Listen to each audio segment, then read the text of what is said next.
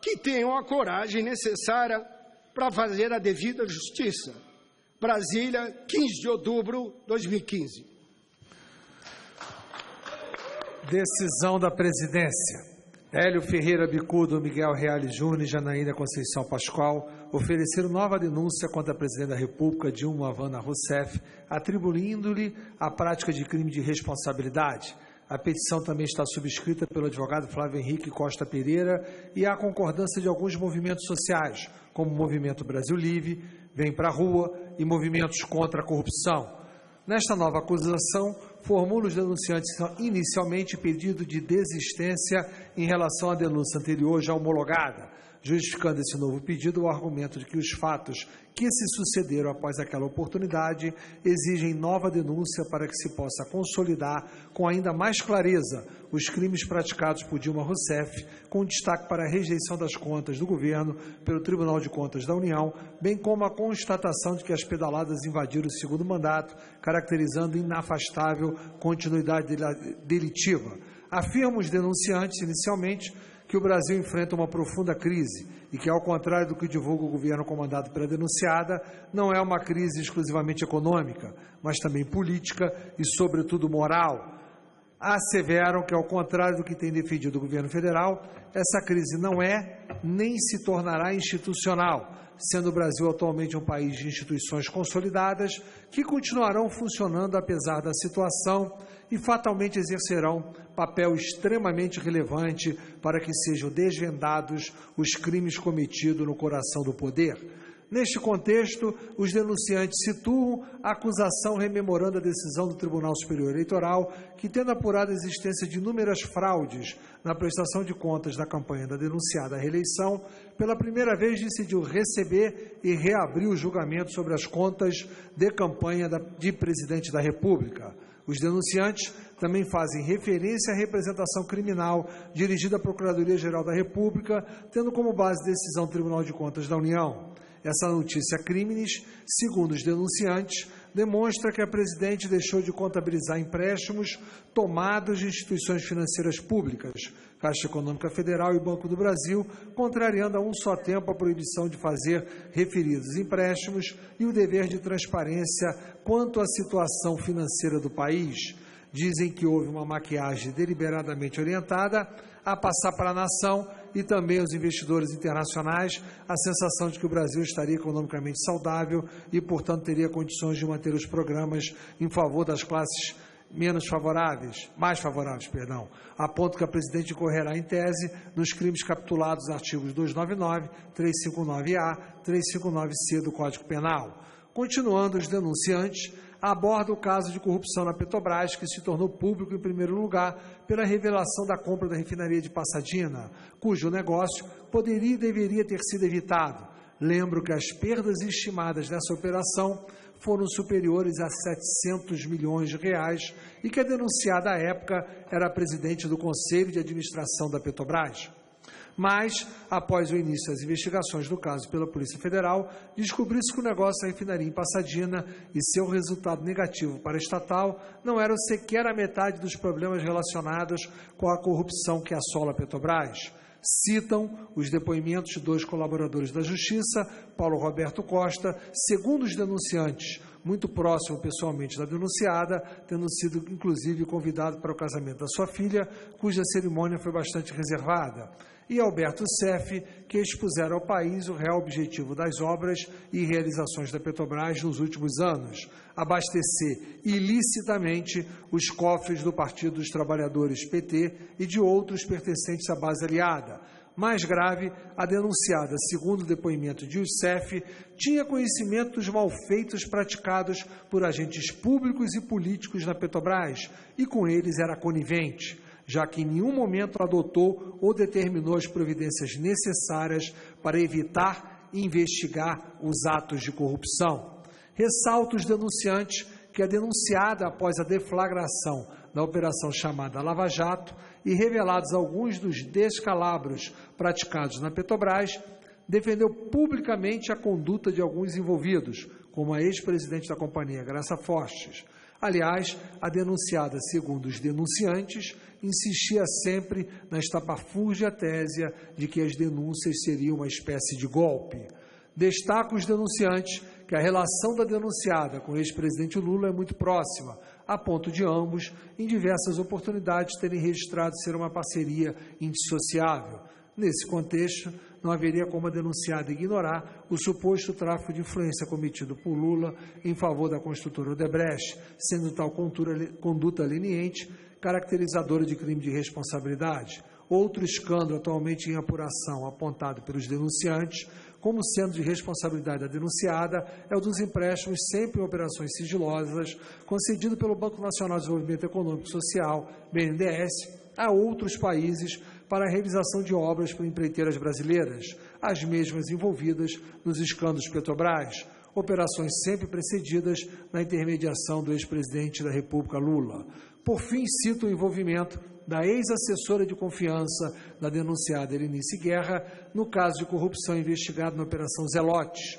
e fazem considerações sobre a atuação do tesoureiro da campanha da presidente atual, ministro da Comunicação Social, Edinho Silva. Com isso, pretende os denunciantes demonstrar que a versão segundo a qual o denunciada passa ao largo de todos esses casos de corrupção é insustentável. Segundo os denunciantes, fosse um único fato, até se poderia admitir tratar-se de um descuido ou coincidência, porém, estando-se diante de uma verdadeira continuidade delitiva, impossível crer que a presidente da República não soubesse o que estava passando à sua volta, e os crimes estenderam a 2015, ou seja, invadiram o segundo mandato. Defende a tese de que a denunciada agiu com dolo e não apenas com culpa. Dizem que reforça o entendimento de que a presidente da República agiu com dolo o fato dela sempre se mostrar muito consciente de todas as questões afetas ao setor de energia, bem como aquelas relacionadas à área econômica e financeira. Tecem considerações sobre a insatisfação popular, as manifestações e a elevada rejeição da população em relação ao governo atual e finalizo com o argumento de que, ao contrário do que prega a denunciada e aqueles que lhe são próximos, notadamente o ex-presidente Luiz Inácio Lula da Silva, o único golpe que se praticou foi a reeleição da presidente. Em suas razões jurídicas, os denunciantes sustentam inicialmente que o processo de impeachment busca a verdade real, razão pela qual os fatos narrados não limitam a atuação do Poder Legislativo. Afirmo que as revelações já existentes são suficientes para a deflagração do processo. Quanto ao que chamaram de desmandos na Petrobras, aponto que foram cometidos os crimes de responsabilidade previstos nos itens 3 e 7 do artigo 9º da Lei 10.79 de 50. Segundo os denunciantes, a denunciada não tornou efetiva a responsabilidade de seus subordinados e procedeu de um modo incompatível com a dignidade, honra e decoro do cargo, que exerce a não afastar, mesmo preventivamente, diversos agentes públicos e políticos próximos a ela, acusados de atos de corrupção, o que permitiria a conclusão de que estava a participar dos conluios necessários ao sucesso dos esquemas, ainda que seu papel fosse o de se omitir, sendo conivente com a malversação de recursos públicos. Outro indício apontado pelos denunciantes de que a denunciada tinha ciência dos diversos esquemas de corrupção é a insistência em manter sigilosos os empréstimos do BNDES a países como Cuba e Angola, que não são exatamente conhecidos como bons pagadores ou exemplos de regimes democráticos e transparentes. Sobre outra vertente, aponta os denunciantes que a presidente da República também cometeu o crime previsto no artigo 10, itens 4 e 6 da Lei 10.79/50, ao editar nos anos de 2014 e 2015 uma série de decretos sem número, que resultaram na abertura de créditos suplementares de valores muito elevados, sem autorização do Congresso Nacional. Dizem que esses decretos foram publicados após a constatação pelo Tesouro Nacional de que as metas estabelecidas na Lei de Diretrizes Orçamentárias e na Lei Orçamentária Anual não haviam sido cumpridas, como revelado pelo relatório de avaliação de receitas e despesas primárias do 5º bimestre de 2014 do Tesouro Nacional. registram que o resultado das metas estabelecidas pela LDO, resultado primário, não estava sendo cumprido pelo governo federal, tanto que esse resultado foi alterado do PLN 36 de 2014, transformado na Lei 13.053 de 2014. A partir da aprovação dessa lei, a meta fiscal foi reduzida em até 67 bilhões de reais. Ou seja, segundo os denunciantes, resta comprovado que a denunciada desde o dia 5 de novembro de 2014, pelo menos, já tinha conhecimento de que a meta de superávit primário prevista na LDO não estava sendo cumprida e de que não seria cumprida, pois apresentado o projeto de lei para alteração da meta do resultado primário, vale dizer, mesmo conhecendo a impossibilidade de cumprir a meta fiscal, a denunciada, após a tal data, expediu os decretos com aberturas de créditos suplementares, o que ensejou a violação do artigo 167, inciso 5º da Constituição Federal e o artigo 4º da Lei Orçamentária Anual, Lei 12.952 de 2014. Acrescentam que a denunciada agiu da mesma forma em 2015, ao editar decretos, também sem números, com base em um suposto superávit primário e excesso de arrecadação na ordem de 2,5 bilhões de reais. Contudo, segundo os denunciantes, esses superávites e excessos de arrecadação são artificiais, como se pode verificar a partir do PLN número 5 de 2015, encaminhado ao Congresso Nacional em 22 de julho de 2015. O Poder Executivo já reconhecera que as metas estabelecidas na Lei de Diretrizes Orçamentárias, Lei 13.080 de 2015, não seriam cumpridos. Citam decisão do TCU,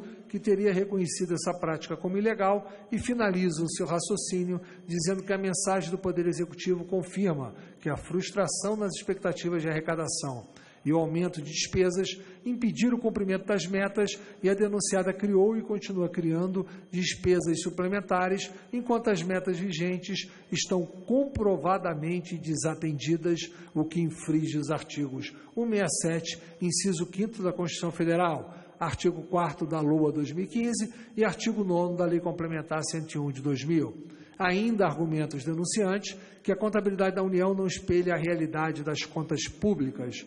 em razão da prática de diversas maquiagens contábeis que ficaram conhecidas como pedaladas fiscais. Segundo os denunciantes, essas operações ilegais caracterizam crime de responsabilidade nos termos do artigo 11, itens 2 e 3 da Lei 10.079 de 50. A União teria realizado operações de crédito ilegais a partir do não repasse de recursos a entidades do Sistema Financeiro Nacional controladas pela própria União. Tal prática teria ocorrido a partir de adiantamentos realizados pela Caixa Econômica Federal e pelo Banco do Brasil, em diversos programas federais de responsabilidade do governo federal, sendo que essas entidades do sistema financeiro estavam autorizadas a funcionar apenas como operadores de programa, não como agente financiador. Esses adiantamentos configuram mútuo ou operação assemelhada, sabendo, no entanto, que o artigo 36 da Lei de Responsabilidade Fiscal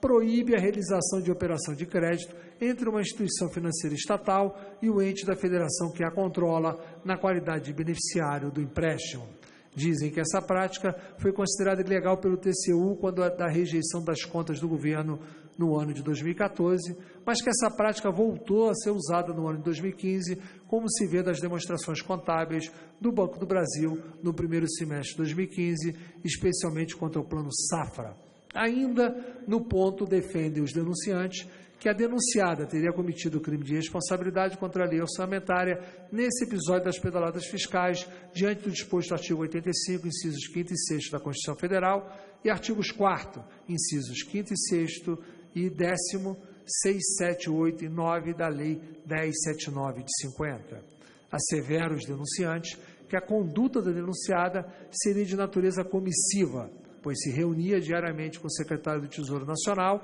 à época dos fatos, sem contar que durante o pleito eleitoral assegurou que tais contas estavam rígidas, mas que, ainda que a presidente não estivesse ativamente envolvida nesta situação, restaria sua responsabilidade omissiva, pois descumpriu seu dever de gestão da Administração Pública Federal, conforme artigo 84, inciso 2 da Constituição Federal. Defende os denunciantes a ocorrência de outro crime de responsabilidade por parte da denunciada, decorrente da falta de registro dos passivos decorrentes das operações de crédito realizadas nas chamadas pedaladas fiscais, no rol das dívidas de passivos da dívida líquida do setor público. Dizem que tal ato afronta a Lei Orçamentária Anual, a LOA, na medida que impede o efetivo acompanhamento das contas do governo, pois parte expressiva do passivo deixa de ser registrada, com o que acompanhamento das metas de superávit primário passa a ser uma ficção. Em relação a esse aspecto, ao desrespeitar a Lei Orçamentária Anual de forma deliberada, mascarando o orçamento para dele fazer constar informações incorretas, com a apresentação de um resultado fiscal ao final de cada mês superior ao que efetivamente seria adequado, mais uma vez a denunciada incorreu em crime de responsabilidade nos termos do artigo 10, 4 da Lei 10.79 de 50, segundo o qual são crimes de responsabilidade contra a lei orçamentária infringir patentemente e de qualquer modo dispositivo na lei orçamentária. Por fim, os denunciantes tecem considerações sobre a responsabilidade da denunciada por omissão dolosa, fazendo comentários sobre o episódio das pedaladas fiscais e da corrupção na Petrobras. Defende que a omissão é hipótese caracterizadora de crime de responsabilidade e, portanto, fundamento para o impeachment, como, aliás, ocorreu com o ex-presidente Fernando Collor de Mello. Sustento ainda a possibilidade de a denunciada responder por atos praticados em mandato anterior, ao fundamento central de que a reeleição é, em verdade, uma continuidade administrativa, mantendo-se o vínculo entre as legislaturas. Acrescento que entender diversamente seria o mesmo que admitir que a reeleição constituiria verdadeira anistia aos crimes perpetrados no primeiro mandato. Em conclusão, além de pedir para que a Câmara dos Deputados autorize a instauração de processo por crime de responsabilidade contra a denunciada, os denunciantes arrolaram testemunhas, juntaram documentos e solicitaram a notificação dos órgãos judiciais e administrativos em que estão sendo apurados os diversos escândalos por eles apontados, para que forneçam cópia dos respectivos processos. Relatados, passo a decidir. Inicialmente, registro que as liminares concedidas pelo Supremo Tribunal Federal, monocraticamente pelos ministros Teori Zavascki e Rosa Weber, nos autos dos processos Mandato de Segurança 33.837, Distrito Federal, Mandato de Segurança 33.838, Distrito Federal e Reclamação 22.124, Distrito Federal, apenas suspenderam a prática de qualquer ato que tenha sido disciplinado na questão de ordem número 105 de 2015 desta presidência. Esse ato, no entanto, já foi revogado, o que ensejará a perda de objeto dos referidos processos. De qualquer forma, certo é que o recebimento da denúncia contra o Presidente da República está previsto nos artigos 14 e 19 da Lei 10.79 de 50 e 218, parágrafo 2º do Regimento Interno da Câmara dos Deputados, sendo igualmente certo por óbvio que naquelas decisões liminares não houve a suspensão em si desses dispositivos legais ou mesmo das prerrogativas da presidência da Câmara dos Deputados. Destaca-se que o Supremo Tribunal Federal tem orientação reiterada no sentido de que a competência pela análise da denúncia contra a Presidente da República por crime de responsabilidade é do Presidente da Câmara dos Deputados, de que é exemplo, entre outros, o que restou decidido no agravo regimental no Mandato de Segurança 30.672, relator ministro Ricardo Lewandowski, plenário Diário da Justiça, 18 de outubro de 2011, com esta ementa, abre aspas, agravo regimental, mandato de segurança constitucional, impeachment, ministro do Supremo Tribunal Federal, recebendo denúncia, mesa do Senado Federal, competência.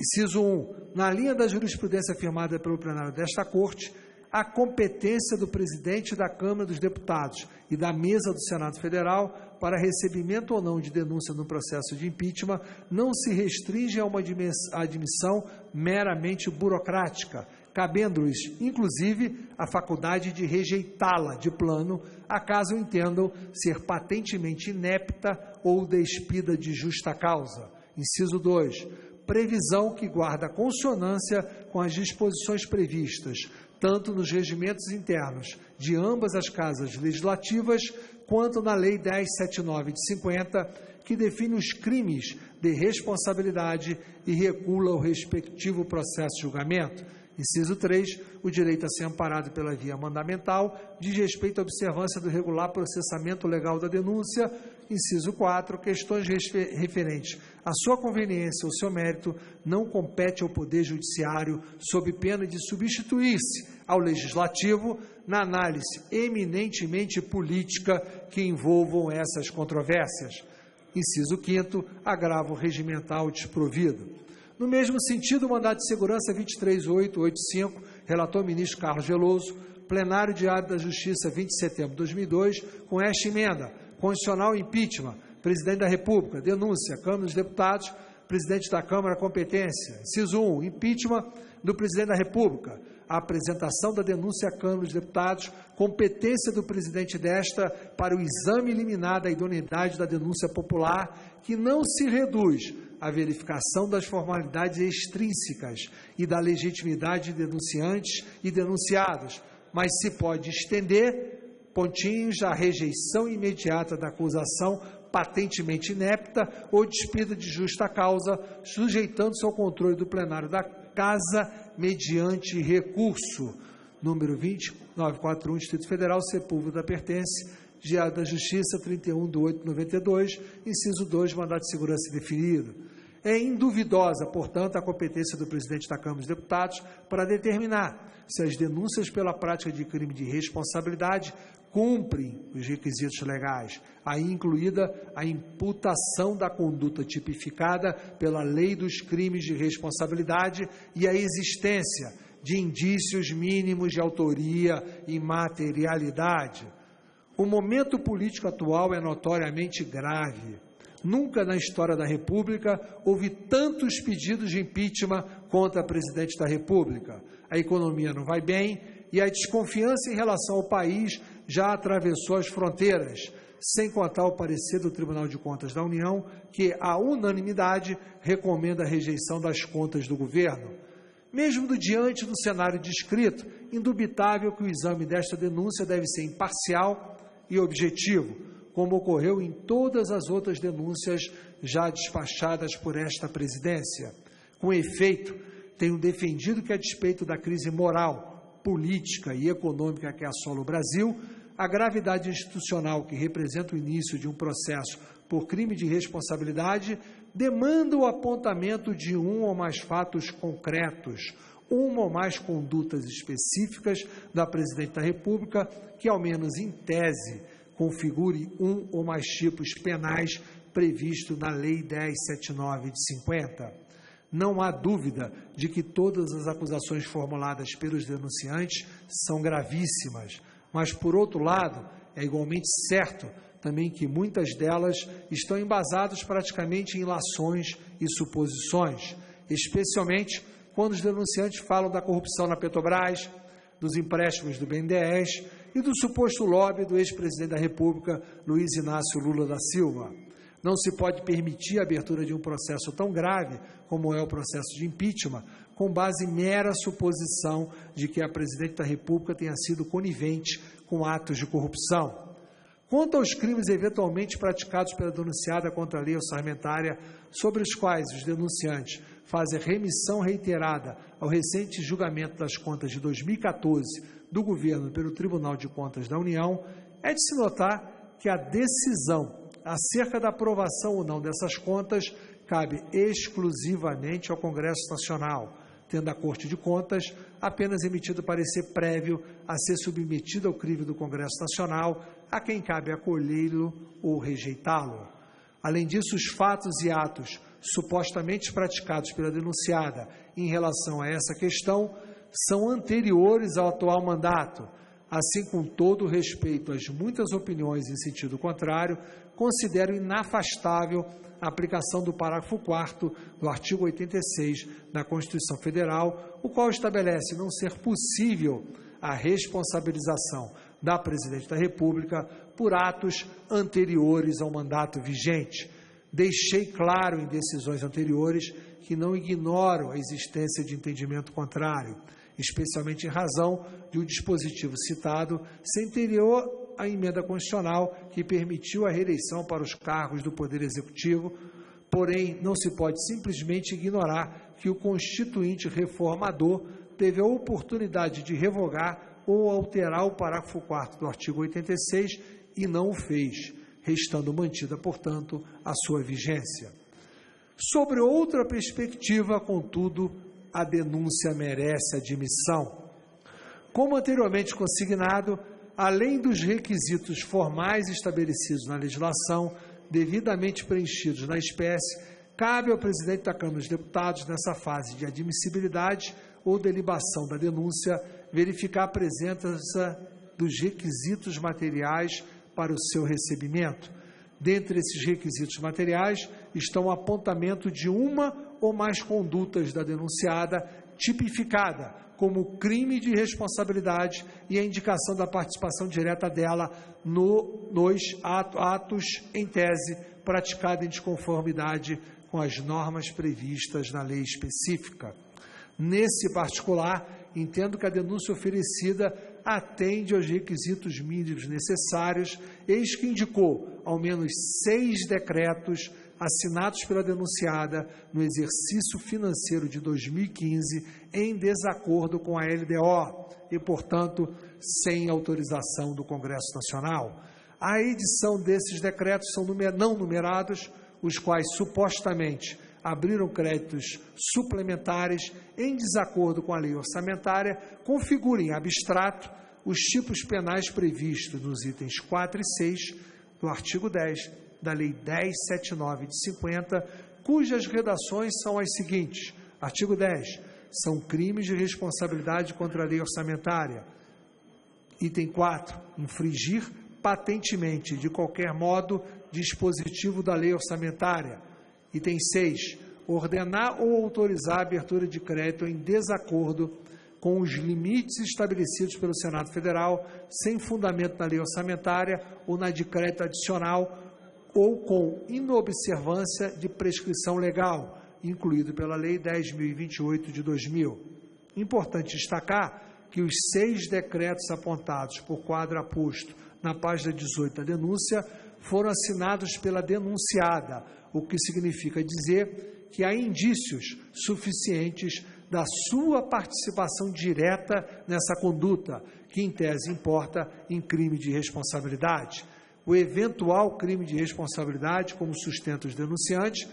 pode ser configurado também pelo descumprimento do artigo 4º da Lei 12.952 de 2014, Lei Orçamentária Anual, que determinou que a abertura de créditos suplementares ou adicionais estava condicionada ao alcance da meta de resultado primário poupança estabelecida. Segundo esse dispositivo legal, fica autorizada a abertura de créditos suplementares, restrito aos valores constantes dessa lei, excluídas alterações decorrentes de créditos adicionais, desde que as alterações promovidas na programação orçamentária sejam compatíveis com a obtenção de meta de resultado primário estabelecido para o exercício de 2014.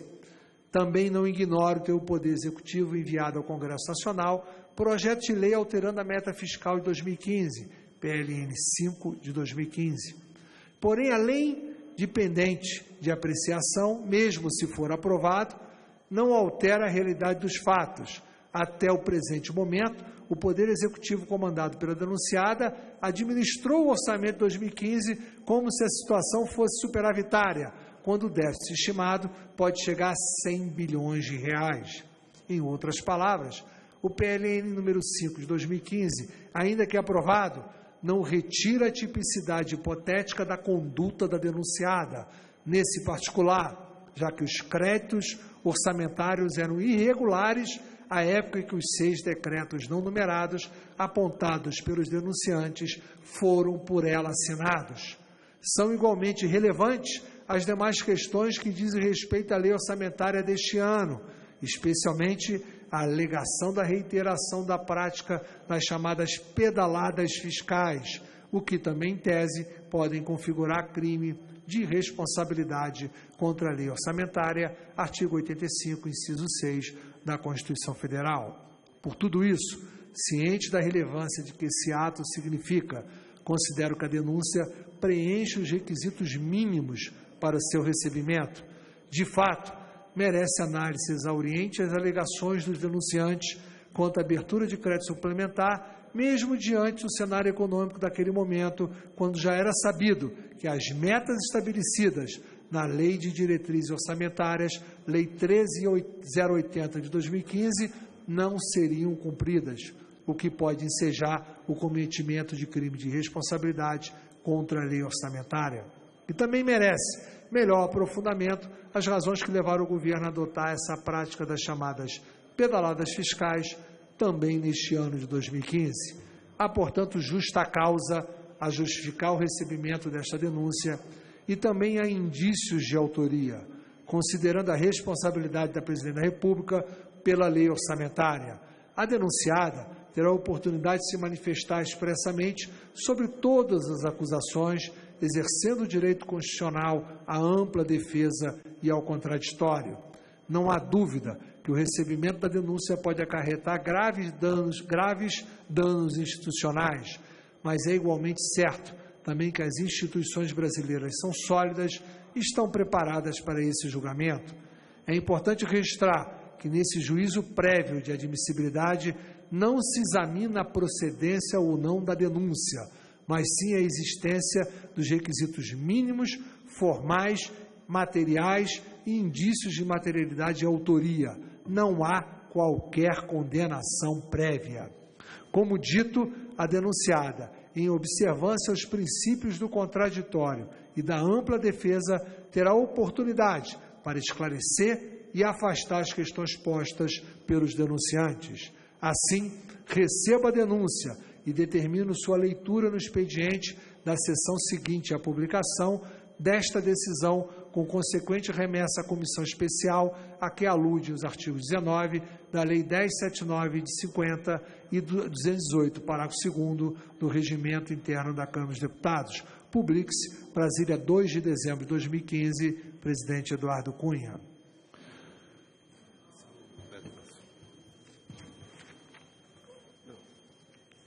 Vou informar aqui. Passa ao primeiro secretário. Senhor presidente, só a título de informação, eu tive a oportunidade de ler toda a peça, mas a peça inicial ela foi apresentada com documentos em anexo que constam aqui. Então, a título de informação, ela tem aí esses documentos em anexo que ainda consta uma mídia em CD-ROM. Despacho da Presidência, Secretaria-Geral da Mesa, de denúncia apresentada por Hélio Pereira Bicudo, Miguel Reale Júnior e Janaína Conceição Pascoal, compara na Lei 10.7950, em desfavor da Excelentíssima Senhora Presidente da República, Dilma Vana Rousseff, e recebida em despacho de 2 de dezembro de 2015, em 2 de dezembro de 2015, enumere-se a denúncia por o crime de responsabilidade publique-se. Ato da Presidência. O presidente da Câmara dos Deputados, no uso das suas atribuições, resolve constituir comissão especial destinada a dar parecer sobre a denúncia contra a senhora Presidente da República por crime de responsabilidade oferecida pelos senhores Hélio Pereira Bicudo, Miguel Reale Júnior e Janaína Conceição Pascoal, composta por 65 deputados titulares, igual número de suplentes, a serem eleitos pelo plenário, de acordo com a seguinte proporção: PMDB, 8, PP, 4, PTB 3, Democratas 2, PRB 2, Solidariedade 2, PSC 2, PHS 1, PTN 1, PMN 1, PEN 1, PT 8, PSD 4, PR 4, PROS 2, PCdoB 1, PSDB 6, PSB 4, PPS 1, PV 1, PDT 2, PSOL 1, PTC 1, PTdoB 1, PMB 1, e Rede 1, Brasília, 3 de dezembro de 2015, Presidência da Câmara.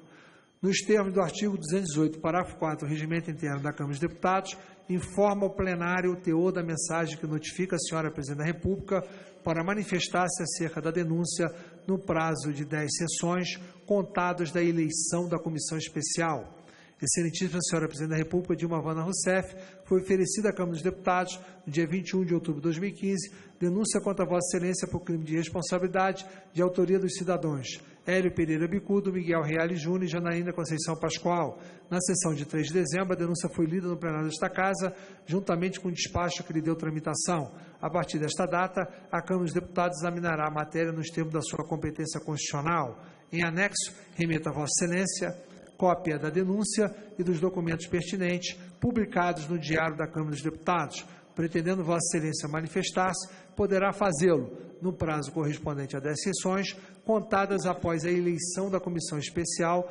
destinada a emitir parecer sobre a denúncia, findando às 19 horas do dia que se exaurir o prazo. Câmara dos Deputados, 3 de dezembro de 2015. Presidente. Esse momento nós vamos passar, nós estamos no expediente, vamos passar ao grande expediente. Ao fim do grande expediente, aí a sessão continua, não haverá ordem do dia pelo exaurimento do tempo, e aí as questões de ordem ou pronunciamentos poderão ser feitos. Para o grande expediente, chamo...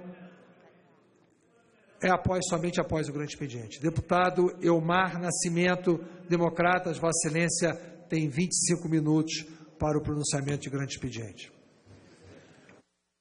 Senhor presidente, senhores deputados, quis as coincidências do destino